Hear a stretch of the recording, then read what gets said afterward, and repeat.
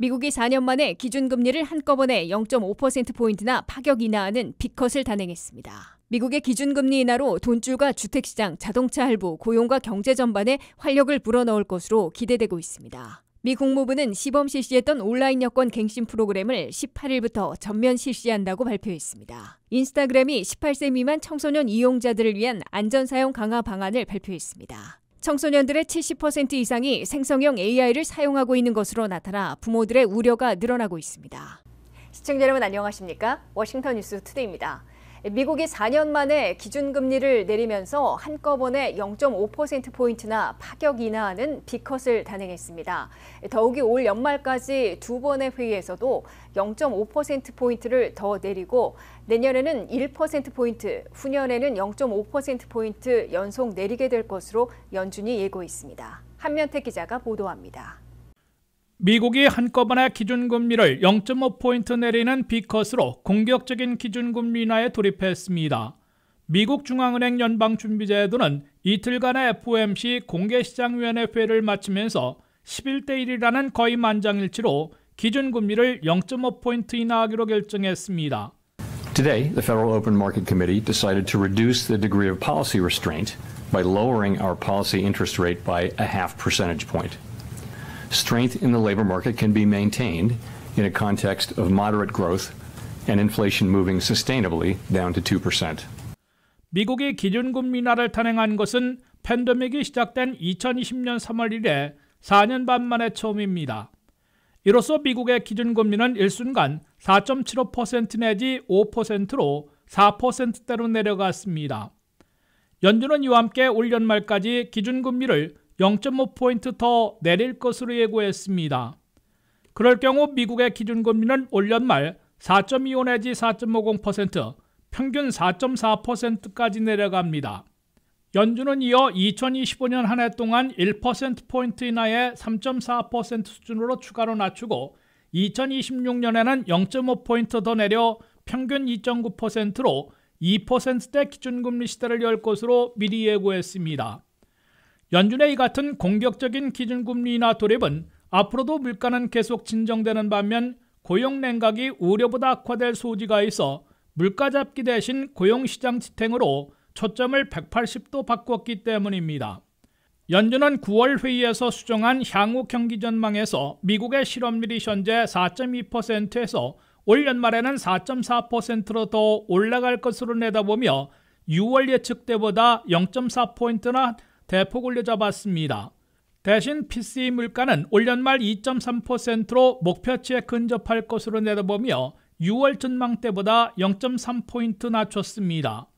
코어 PCE 즉 근원 개인 소비 지출 물가도 올 연말 2.6%로 당초보다 0.2포인트 하향 조정했습니다. 그럼에도 미국 경제 성장률은 2%로 유지했습니다. 연준의 이 같은 예측이 현실화되면 물가를 잡으면서 불경기는 막는 소프트 랜딩, 연착륙에 성공하는 것으로 평가받게 됩니다. 연준이 막판에 급부상한 예측대로 B컷 단행으로 4년 만에 기준금리 인하를 시작함에 따라 신용카드, 자동차 할부금융, 주택모기지 이자 등도 끌어내리면서 돈줄이 풀리고 미국민 소비지출, 업계의 투자를 늘리게 될 것으로 보입니다. 결국 올 연말부터 내년 후년까지 주택시장과 자동차, 금융시장, 고용과 소비, 성장에 활력을 불어넣을 것으로 기대되고 있습니다. WKTV 뉴스 한면택입니다. 미국이 4년 만에 처음으로 기준금리 인하를 시작하고 앞으로도 지속적으로 내릴 것으로 예고해 내년과 후년까지 돈줄과 주택시장, 자동차 할부, 고용과 경제 전반에 활력을 불어넣을 것으로 기대되고 있습니다. 연준은 내년과 후년 말까지 기준금리 수준을 3%대로 더 낮추고 그 추세에 따라 돈이 더 풀리면서 투자가 활성화돼 신용카드, 주택모기지와 자동차 할부 이자율 등이 내려가 고용과 경제 성장에 활력을 줄 것으로 예상하고 있습니다. 미국 중앙은행 연방준비제도가 팬데믹 이후 4년 만에 처음으로 기준금리를 내리기 시작함으로써 올 연말까지 가시적인 이자율 급락을 볼 수는 없겠지만 1, 2년 후까지 장기적으로 상당한 여파를 미치게 할 것으로 예상되고 있습니다. 첫째, 기준금리 인하는 한 번으로 끝나는 게 아니라 올해에만 해도 11월 7일과 12월 18일 등 남은 두 번의 회의에서도 최소 0.25%포인트씩 모두 0.5%포인트는 더 내리게 될 것으로 보입니다. 더욱이 연준은 이미 내년에도 4번, 후년에는 3번 더 기준금리를 인하할 것으로 예고해놓고 있습니다. 그럴 경우 기준금리 수준은 올 연말 4.5% 안팎, 내년 말에는 4% 이하, 2026년 말에는 3.1%로 더 떨어질 것으로 연준은 내다보고 있습니다. 기준금리가 인하되는 것은 그만큼 돈을 더 푸는 효과를 내기 때문에 각계에서 돈줄이 뚫려 적어도 돈맥 경화를 피하게 될 것으로 기대되고 있습니다. 둘째, 기준금리 인하와 직접 연동돼 있지 않아 신용카드와 주택모기지, 자동차 할부 이자율이 즉각적으로 급락하지는 않겠지만 서서히 하락세를 타게 될 것으로 확실시되고 있습니다. 신용카드 APR은 현재 21.51%이지만 금리 인하 후에는 경쟁적으로 이자율을 낮추거나 제로 밸런스 트랜스퍼를 오퍼하고 나설 것이므로 고객들이 여러 옵션을 갖게 될 것으로 보입니다. 자동차 할부 이자율은 현재 새 차의 경우 9.61%, 중고차는 13.91%이지만 서서히 내려갈 것으로 확실시되고 있습니다. 주택모기지 이자율은 이미 금리 인하를 예상하고 수주째 하락세를 타서 현재 6.2%대로 대폭 떨어졌습니다. 한꺼번에 급락하지는 않을 것이지만 내년에 본격 추가로 떨어져 미국 주택시장이 해빙된 후에 수요와 공급의 균형을 맞춰가면서 집값도 안정화되는 정상을 되찾을 것으로 기대되고 있습니다. 셋째, 연준의 이번 금리 인하는 냉각되고 있는 고용을 지탱하기 위한 것이므로 고용시장의 추가 냉각을 막아줄 것으로 예상되고 있습니다. 고용 냉각을 저지하게 되면 미국민들이 다시 높은 임금의 일자리를 잡는 데 쉬워지고 그럴 경우 지갑도 다시 활짝 열 것이므로 미국 경제 성장률을 더 높이거나 적어도 2%대의 성장률을 유지시켜 줄 것으로 연준은 기대하고 있습니다. 연준은 향후 경기 전망 목표에서 2025년에는 물가는 2.3%로 더 낮추고 성장률은 2%를 유지할 수 있을 것으로 예상해 놓고 있습니다. 2026년에는 물가 목표치인 2%를 달성하고 성장률은 2%를 그대로 지탱할 수 있을 것으로 연준은 내다봤습니다. 25세 이상 미국 시민권자들은 18일부터 온라인 여권 갱신이 훨씬 쉬워졌습니다. 국무부가 시범 실시하던 것을 전면 실시키로 발표한 건데요. 이미 미국 여권을 갖고 있는 경우 내년에 만료 예정이거나 지난 5년 내 만료됐을 경우 온라인으로 국무부 웹사이트에서 갱신 신청을 쉽게 할 수 있게 됐습니다. 김미영 기자의 보도입니다. 미국 시민권자들이 미국 여권을 갱신할 때 이제는 온라인으로 신청하는 시대가 본격 개막됐습니다. 미 국무부는 올여름 시범 실시했던 온라인 여권 갱신 프로그램을 18일부터 전면 실시한다고 발표했습니다. 새로운 온라인 여권 갱신 프로그램을 이용할 수 있는 대상은 25세 이상의 미국 시민권자로 이미 미국 여권을 갖고 있는 사람들입니다. 기존 여권이 1년 안에 만료될 예정이거나 지난 5년간 이미 만료된 미국 시민권자들은 온라인으로 여권을 갱신 신청할 수 있습니다. 미 국무부의 여행 관련 웹사이트에서 US 패스포트란을 클릭한 후 미국 성인 온라인 갱신 항목에 따라 온라인 여권 갱신 신청서를 작성해 온라인으로 접수하면 됩니다. 새로운 프로그램에선 사진을 업로드할 수 있고 수수료도 결제할 수 있으며 별도로 문서들을 여권국에 보낼 필요도 없습니다. 국무부는 온라인으로 여권갱신 신청서를 제출하면 6주 내지 8주 안에 새 여권을 배송해준다고 밝혔습니다. 온라인 여권갱신 프로그램에는 신속 급행 서비스는 적용되지 않고 있습니다. 반면 미국 여권을 처음 발급받으려는 미국 시민권자들은 현재와 같이 우체국이나 여권사무소를 방문해 신청서와 요구되는 증빙 서류들을 직접 제출해야 한다고 밝혔습니다. 또한 25세 이상 성인이 아닌 경우에도 온라인 갱신을 이용할 수 없고 우편으로만 신청해야 합니다. 미 국무부는 6월 12일부터 온라인 여권 갱신 프로그램을 시범 실시했으나 극히 제한적으로 시행했다가 이날부터 전면 실시로 확대한 것입니다. 국무부는 이번 온라인 여권 갱신 프로그램의 전면 실시로 한 해 500만 건의 갱신 여권을 발급할 것으로 예상하고 있습니다. 미국 여권은 2023년도 한 해 동안 2,400만 건이나 발급돼 사상 최고치 기록을 세운 바 있습니다. 대신 여권 발급에 상당한 적체가 빚어져 혼란과 원성을 샀으나 이제는 상당 부분 온라인 신청과 수속이 가능해져 적체를 줄이거나 막게 될 것으로 기대되고 있습니다. WKTV 뉴스 김미현입니다. 인스타그램이 청소년 이용자들을 위한 안전사용 강화 방안을 발표했습니다. 18세 미만의 청소년들은 앞으로 60일 이내 제한적인 10대 계정으로 전환되고 특히 16세 미만의 경우는 부모들의 엄격한 통제를 받을 예정입니다. 부모들은 사용 시간을 제한할 수 있고 누구에게 메시지를 보내는지도 확인할 수 있도록 감독 권한을 강화했는데요. 이에 청소년들의 반발도 예상됩니다. 류령화 기자입니다.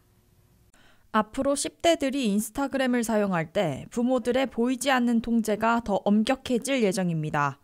인스타그램은 부모가 자녀의 메시지 전송 및 콘텐츠 설정 등에 대해 관여할 수 있게끔 하는 10대 자녀 계정에 대한 주요 변경 사항을 발표했습니다.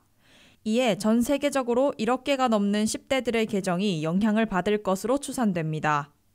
변화 중 가장 큰 차이점은 자녀가 누구에게 메시지를 보냈는지 부모들이 확인할 수 있다는 것입니다.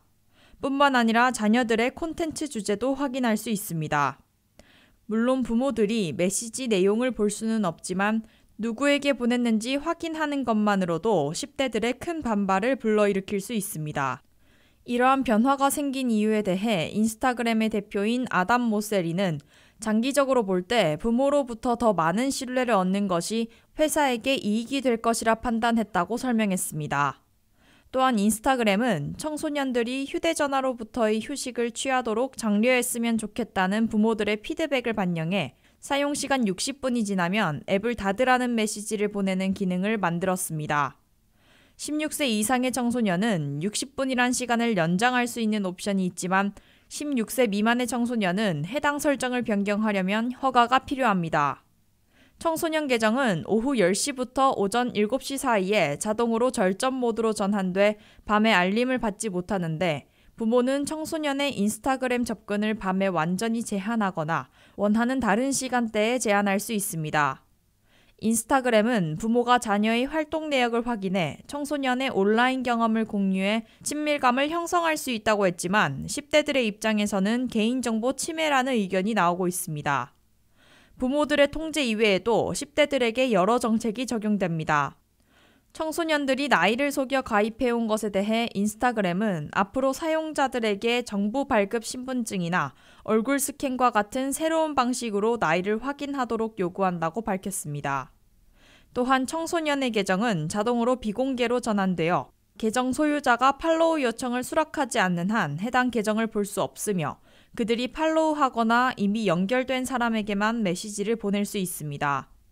미국, 영국, 캐나다, 호주의 인스타그램 사용자들은 향후 60일 이내에 이러한 변경 상황을 경험하게 되며 다른 나라에서도 1월부터 적용될 예정입니다. WKTV 뉴스 류령아입니다. 청소년들의 4분의 3 이상이 챗 GPT와 같은 생성형 AI를 사용하고 있는 것으로 나타났습니다. 이처럼 많은 청소년들이 AI를 사용하고 있지만 부모 중 대부분은 이를 사용하지 않는다고 밝혔고 자녀의 AI 사용에 대해서도 우려를 나타내고 있습니다. 김미영 기자의 보도입니다. 10대 청소년의 70% 이상이 생성형 AI 도구를 사용한 경험이 있는 것으로 밝혀졌습니다. 커먼센스 미디어 보고서에 따르면 많은 청소년들이 챗 GPT와 같은 생성형 AI를 사용하지만 부모 중 이를 사용하는 사람은 절반도 채 미치지 않는 37%에 불과했습니다. 나머지 40%는 10대 자녀가 AI 도구를 사용하는지의 여부를 확신하지 못했습니다. 이제 AI는 부모가 따라잡을 수 없는 속도로 가정과 학교 속으로 침투하고 있습니다. 또한 청소년과 성인 간의 새로운 지식 격차를 만들고 있습니다. 13세에서 18세 사이의 청소년은 이미지나 비디오 생성기보다 AI 검색 및 챗봇을 사용할 가능성이 더 높습니다. 특히 흑인 및 라틴계 청소년은 백인 청소년보다 AI를 통해 다양한 활동에 참여할 가능성이 더 높은 것으로 나타났습니다. 백인 청소년의 부모들은 편향적이거나 폭력적인 콘텐츠와 AI를 이용해 학교 숙제를 해결하는 학생들에 대해 더 큰 우려를 표명했습니다. 반면 흑인 청소년의 부모는 생성형 AI가 학습, 기술 습득, 교육 불평등에 미치는 영향에 대해 더 낙관적인 것으로 나타났습니다. 또한 70%에 달하는 상당수의 부모는 AI가 교육과 학습을 크게 발전시킬 잠재력이 있다고 낙관하는 것으로 나타났습니다. 부모들이 AI의 이점에 대해 압도적으로 낙관적인 의견을 표명했지만 그들은 교육과 AI를 통합하는 데 따른 어려움과 잠재적인 단점을 알고 있는 것으로 밝혀졌습니다. 설문조사에 따르면 70%가 AI 교육에 대한 가이드라인이 필수적이라고 생각했으며 92%는 학생들에게 AI의 잠재적인 부정적 영향에 대해 교육하는 것의 중요성을 강조했습니다. 또한 부모의 84%는 기술적 사용과 함께 AI 윤리와 책임 있는 사용을 가르치는 것이 중요하다고 생각하는 것으로 밝혀졌습니다. WKTV 뉴스 김미현입니다. 이상으로 워싱턴 뉴스투데이를 마치겠습니다. 시청해주신 여러분 고맙습니다.